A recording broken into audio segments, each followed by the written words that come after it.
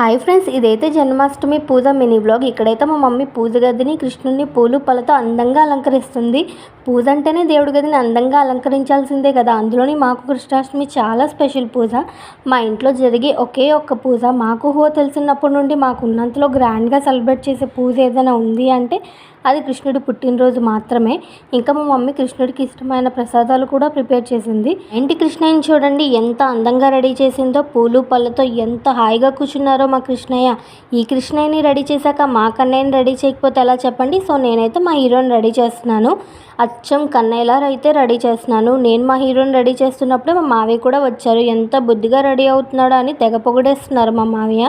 బొట్టు పెట్టినప్పుడు కాస్త ఇబ్బంది పెట్టాడు కానీ చాలా చక్కగా రెడీ చేయించుకున్నాడు.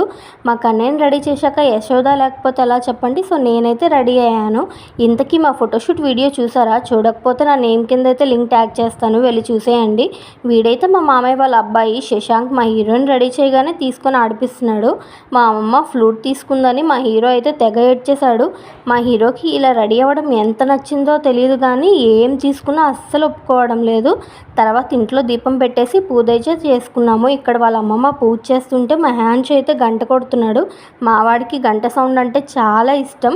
తర్వాత అందరం కలిసి టెంపుల్కి అయితే వెళ్తున్నాము. మళ్ళీ నెక్స్ట్ వీడియోలో అయితే కలుద్దాం. అంతవరకు వీడియోని లైక్ చేసి సబ్స్క్రైబ్ చేసుకోండి. Bye friends.